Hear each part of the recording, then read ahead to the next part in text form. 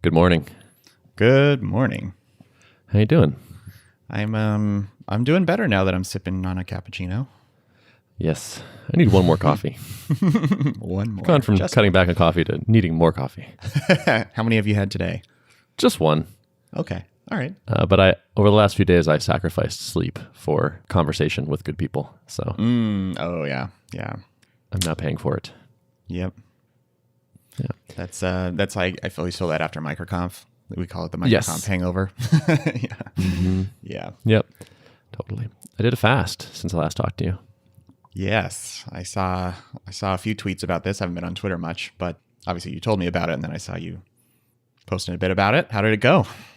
It went really well, actually. So this was a 72-hour fast, and I tweeted about it to get some people to do it with me. I had a friend, like an IRL friend who wanted to do it, and then I invited a bunch of people who were interested in joining to a Discord. That support group thing just works really well. It's like surprisingly effective. I think, as far as I know, everyone that started finished it successfully. Which is to me is a pretty high success rate. And I know if I had just been doing it on my own, that would not have been true for me. So the support thing worked well, and the actual fast itself was easier than the last one. So the last one I did was 48 hours, and I remember feeling like that was really hard. And in this one, I did 72 hours, and it felt much easier. Like it still wasn't fun, but I didn't have nearly as much intense craving for food. And I think it's partly that I had done it before, I'd done any fast before, and so I sort of knew what to expect. And also that I've been doing more intermittent fasting recently, and apparently the more you fast, the better your body gets at sort of adapting to that, which makes sense. It's like that for most things.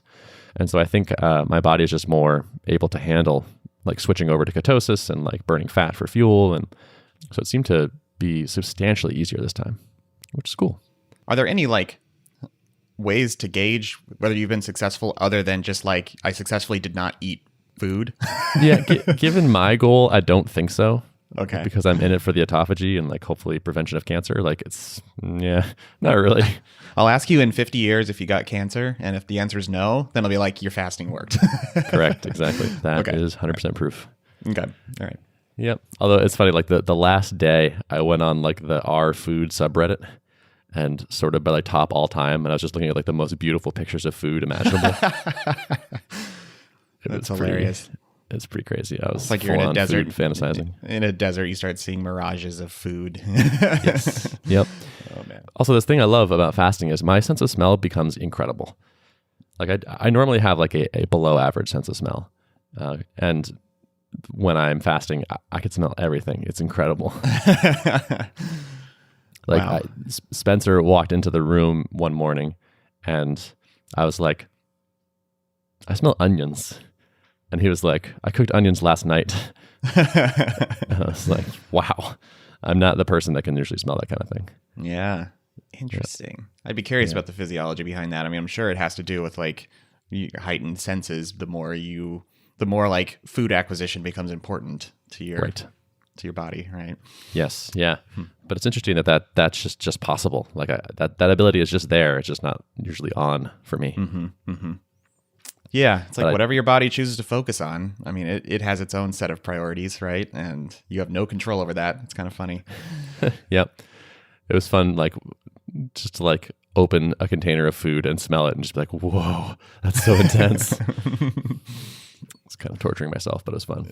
Yeah. You were doing that while you were fasting? You were sniffing food? Oh, man. Yep. It's a dangerous Just a little game. bit. Yeah. No, I mean, I knew I wasn't going to crack. There was no danger of that. I was just too committed. But yeah. And then I finally broke my fast, where one of the pictures I found on the food subreddit just spoke to my soul. And it was this glorious photo of an avocado BLT. And I was like, yeah, there it is. That is what I'm going to eat. And so I went out and I went to this super high-end grocery store that we have near me. It's a grocery boutique where everything is twice as expensive as you expect, and got super fancy bacon and freshly made bread and organic mayonnaise, and just it had the most beautiful BLT, and it was glorious. Nice. and then I made another one. And the second one was not as good, and I regretted it. Should have done one. Did you eat it in rapid succession? Like, yes, yeah. I was like, I should pace myself, and so I managed to wait about like 35 or 40 minutes, and then I made a second one. The second one, of course, was not quite as glorious tasting wise, and then by the time I finished it, I was like, okay, now I feel kind of terrible. Yeah. So I knew it as I was doing it. I was like, this is not. I shouldn't do this, but I did it anyway. I also wanted to do a shout out to our buddy Josh Wood, who sent us an email after our podcast where we talked about trying to get off Twitter a little bit. And he has done this successfully. So he had some advice.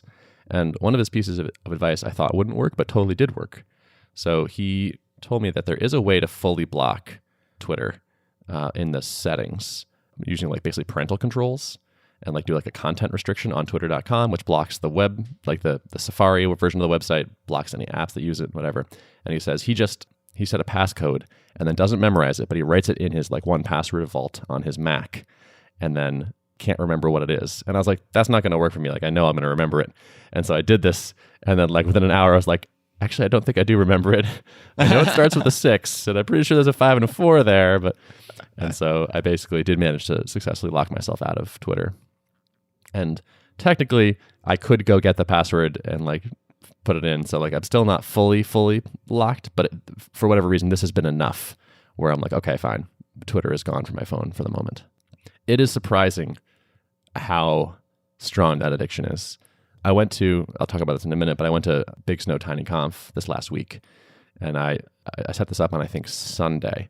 So I realized like on like Wednesday, I was like, I think this is the longest I've gone without seeing Twitter because I also didn't bring my laptop. And I was just like shocked at how many times a day I like had to like go look at Twitter impulse, like really strong. It was kind of disturbing, honestly. Yeah. It's engineered that way. I mean, it's like surprising on the one hand and not on the other hand, because you think about like there's a whole team of people that their KPI is like figuring out how to optimize luring people back into the app. So it should become as no surprise, Yeah.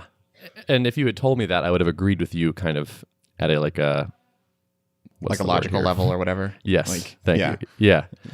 I would sort of been like, yeah, totally. That is true. But going through it and feeling that like just that same ping over and over to go look at Twitter again and again throughout the week was like, wow. And then to be like, have this low grade annoyance where I can't get it. And it's like, oh man, it's blocked still. I'm like, and now I'm like kind of mad. It's like, wow, this is way more habitual than I was expecting. Yeah. Yeah. It's kind of disturbing, honestly. So what do you think you're going to do about it? I don't know. So keeping it blocked on the phone for now, like that definitely lowers my usage a lot. The phone is kind of the like, oh, I'm bored for 12 seconds. Let me pull up Twitter. So that is helping that a bunch, of course. But it's starting to make me more concerned overall. Like I'm wondering if like I need to block this on more places and like have like maybe like a window where this is allowed or something like that. It was, yeah, because it's more insidious than I thought it was. I thought I had a minor Twitter addiction. It turns out I have a major Twitter addiction. Yeah. Yeah. So coming back from Big Snow, I mean, you had it blocked on your phone there and you didn't have your laptop. What is your current self-allowed level of usage? Yeah. I mean, desktop only. And when I came back, it was like, okay, yeah, I have a couple DMs and a bunch of mentions, but like nothing was really missed. It was totally fine. One thing I try to do when I start my day is block all my like time wasting websites using my hosts file. So I have like a little shell alias that's like called unslack, which just like copies over a hosts file which has those things blocked out. And so I try to run that in the morning, and then often end up uncommenting some stuff unblocking some things by the evening. So I don't have a plan for this yet, but my awareness is up a lot more now, which I think is useful in itself. Mm-hmm. I mean, have you considered doing like completely disallow yourself from Twitter in all ways for like a block of time, like a month? Yeah, that's a good idea. That might be the right thing to do. Yeah, like have someone reset my password, kind of thing. Because it would, yeah, that would do it. Because it's no fun to like look at it without an account. I wouldn't do that. That might be good. So one thing that comes to mind is like, well, how much? I think it's like kind of useful for the business, like in certain ways, but not that useful. And like one of my things on my to-do list is to set up better tracking of like where our like signups are coming from, because certainly some of them are coming from Twitter, but are they coming from my tweets, like the things that I'm actually doing? Like I don't know, who knows? There's probably some marketing benefit there, but I'm not convinced it's super huge. Like I'd be giving up that much versus the ability to actually focus for longer than a few minutes on something is probably more important. It's hard to say too that like you may dig into the data and find like, I know for me, the number 2 referrer I think is Twitter, behind just like Google, which is a black box unless you dig into I've done a little Webmaster Tool stuff, but it's still hard to figure out what exactly is happening there. But like that also is partially a function of like, well, if you've been linking to it and being active there, like that's something natural to expect. But that doesn't necessarily mean that like it's necessarily vital to your business or not replaceable with something else that's, a more effective means for acquiring traffic. Yeah. And if I had to guess, it's mostly probably not my tweets. It's probably other people. Like I know people talk, like we encourage people to tweet about us quite a bit. And so I bet that's driving a fair amount of traffic. Twitter is definitely a big referrer for us. I don't think me going on there and like, yeah, I don't think it's a big deal. So speaking of silly things, perfect segue. We launched our stand giveaway. Yeah. I've been curious to hear how that's been received. Yeah. So if folks haven't seen this, we are giving away an Apple Pro XDR stand, which started off as a joke where we were just like joking about it. It'd be funny because like, we're a bootstrap startup and like we can't give away the whole monitor, but we could afford that $1,000 stand. So, and eventually it was like, let's actually do this. I think this actually would work. And so we launched this. We hired a designer and paid real money to have someone design a giveaway page for a Apple Pro Display XDR stand, and are collecting emails. I launched it, and within 20 minutes, I was like, I think this is going to work. People thought it was funny. They got the joke. They shared it around. Like it was interesting enough that people were willing to like kind of share it with other people and be like, look at this. This is funny. Seems pretty clear we're building like positive brand impression, I guess. Like people appreciated that we're, have a sense of humor and not taking this too seriously. And we have gotten so far 902 email addresses submitted to that. I think it's been about 10 days or so. That's pretty great already. But one thing someone pointed out, like the first question someone asked me at Big Snow was like, have you tried running any paid traffic to that page? And I was like, oh yeah, that's a good idea. Because like you're giving away a thing, you're not asking for a lot, so you can get like pretty cheap email addresses probably. So that's something I'm going to try, at least like promoting the tweet and see what happens there. Mm-hmm. You're thinking about promoting on Twitter. Are you? What's your stance on like running Facebook ads or Google ads? Are you open to it? Are you? I guess so. I don't know that I have a stance. But yeah, it actually did kind of come up though, because people were like, well, do you have the tracking pixel on that like there so you can like retarget people that went to that page? And I was like, no. And they're like, that's dumb.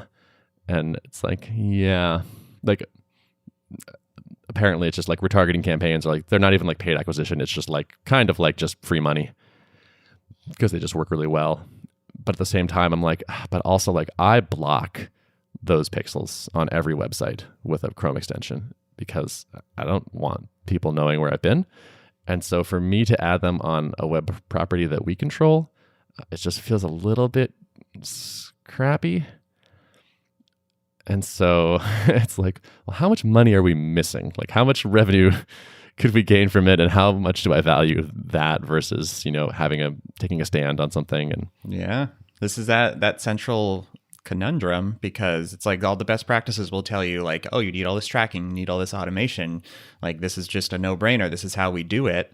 But it's, it's becoming clear, like installing those pixels is just helping the behemoths who like to broker your data do that more effectively.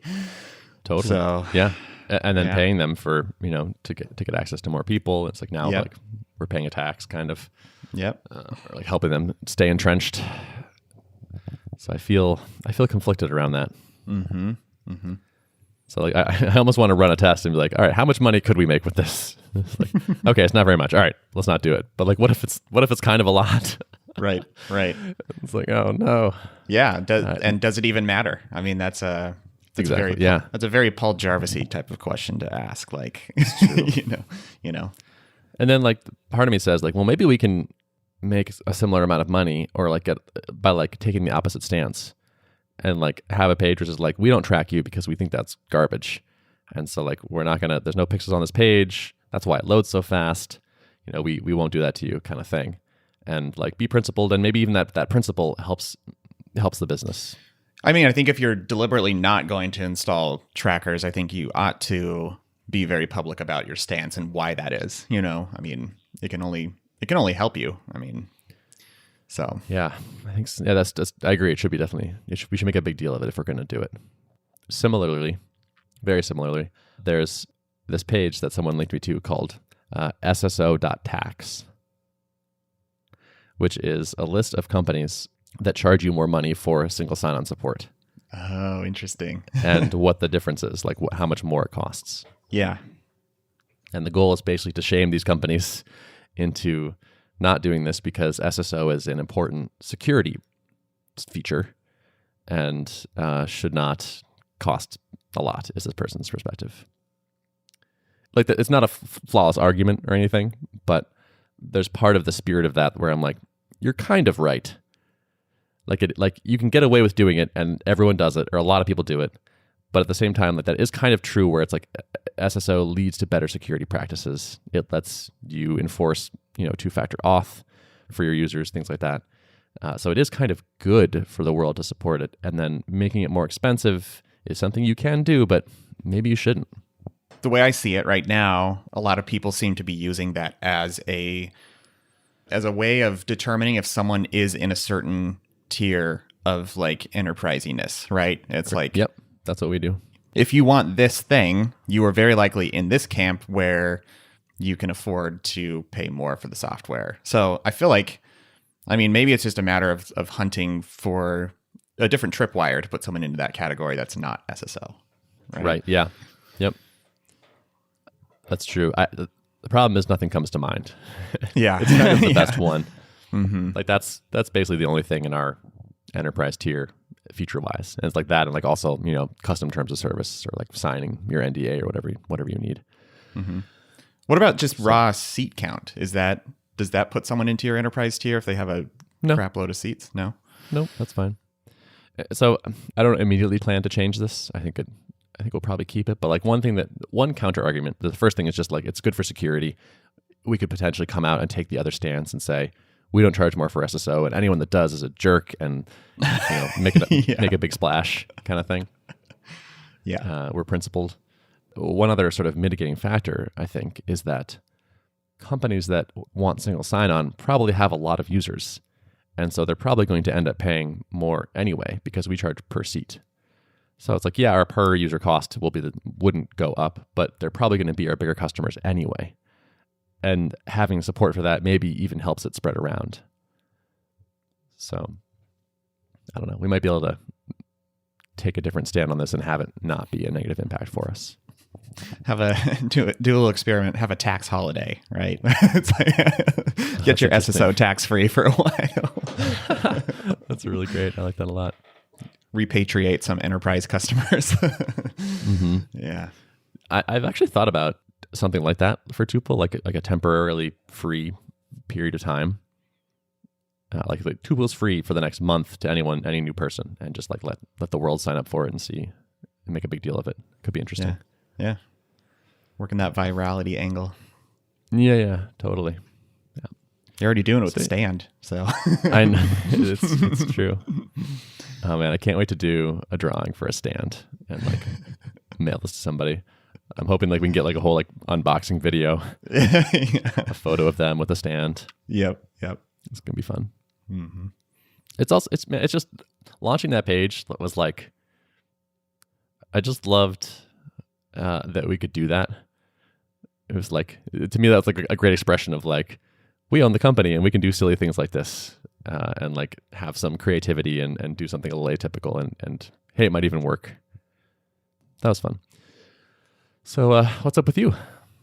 Yeah. So I think last time we talked, I was kind of deep in the middle of building out this new angle of providing static kit functionality. Now I can't even remember how much I said on the last episode, so I'll just... I think you hadn't even named the feature. Okay, all right. So StaticKit started out as a kind of a form provider, very much along the lines of a lot of form providers for static sites. And the paradigm is like you take a form submission from a front end and you store it in a table, and then you do some actions on it. Like maybe you send a notification email, or you send it to an email marketing provider or something like that.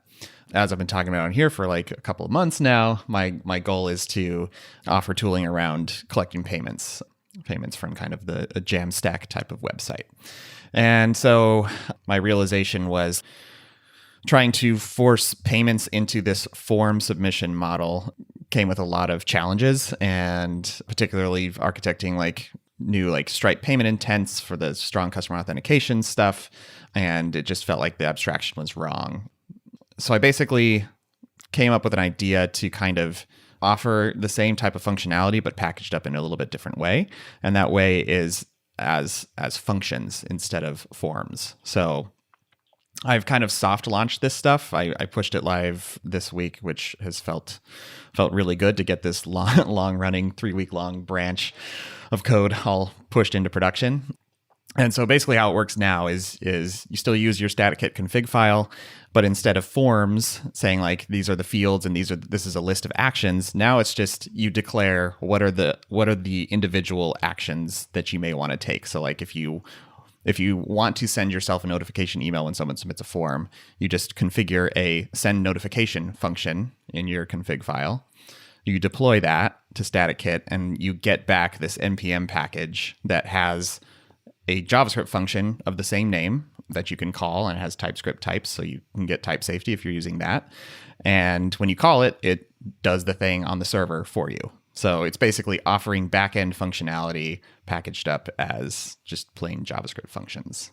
It's pretty cool, I feel like, because these are individual kind of composable units of computation you can do, but with things that are not accessible purely in front-end JavaScript.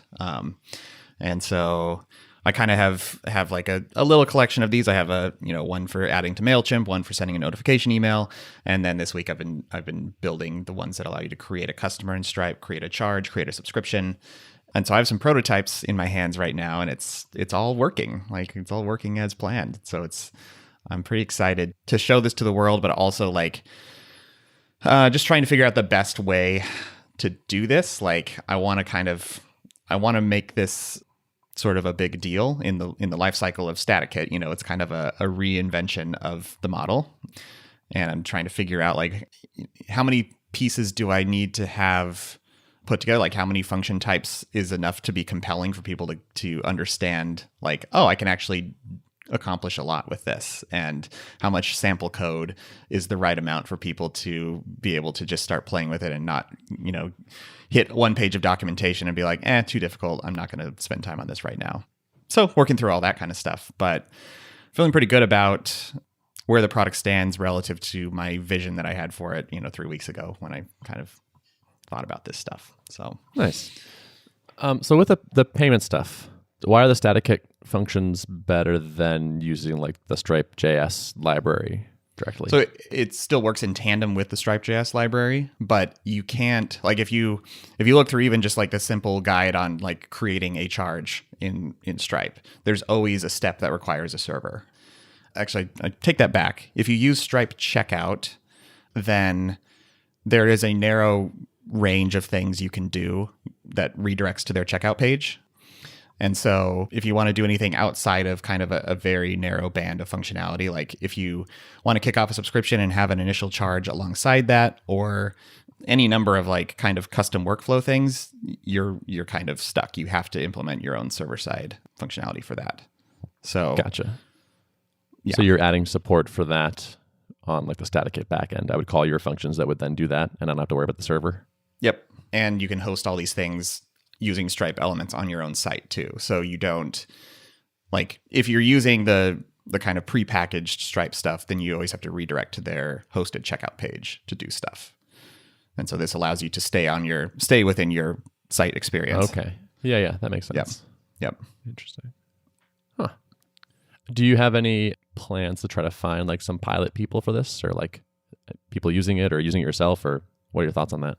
Yeah. So I think one of my to-dos as I'm kind of working up like what's the launch strategy for this look like is to pour through my list of current users and see who's actively using the product today and kind of get a sense for like, what are they using this for? I mean, I kind of do this casually, but I haven't really taken a hard look at like how many total people are really actively using the product and would be a good candidate for testing this thing out. So planning to do like I think like an email launch to those people, the people who are in the product and are using it already today, and then see what that yields and adjust from there. Yeah. Cool. Yeah. So you must be psyched to have shipped this thing. Yeah. It feels good. It's like the same little pattern that always happens. Like you get a little high from shipping it, and then there's a little bit of a crash that comes afterward where you're like, it's kind of the letdown of like, okay, this thing that long running branches always do this to me. Like you just get this increasing itch to get it shipped. And this one I was not able to break up into as small a chunks as I wanted to, because at the same time I was kind of moved a lot of the front end UI of the app into my Next.js application where the marketing side is hosted and the documentation, because what I want ultimately is like the documentation experience to be super personalized to the context of your logged in user. And I'm there now. So like when you log into StaticKit and you go to the doc site, every example that has your site ID in it or a token like a deploy key is automatically embedded, and it's pulling whatever your current site is. So you have a little site drop down in the top right, and whatever is set up there, all of the documentation below has the right keys for that. So you can literally run all the code samples and they all work in the context of your logged in site. And I felt like that was pretty important for developer experience to get that really smooth. So yeah. Will the payment stuff be behind like the paid version of the product? Yes. Yep. So I'm still keeping like the delineation between sandbox and production as kind of the way the plans are structured. And so in sandbox mode, you can only use Stripe test credentials for these functions. And so as soon as you want to upload your live credentials, you have to be on a paid plan.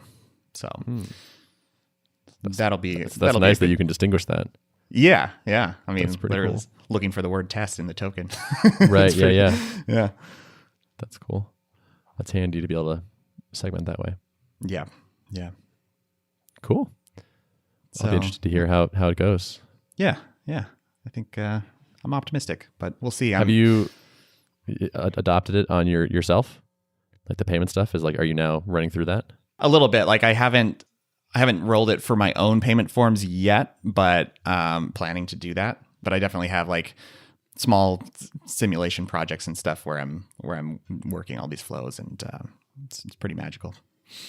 Cool. Nice. Yeah. Excellent. Anything else going on? Well, we're at 30 minutes, so we could probably wrap it. We don't want to overwhelm the people. We do not. No. All right. Show notes. Show notes can be found at artofproductpodcast.com. Thanks for listening. See ya. Bye.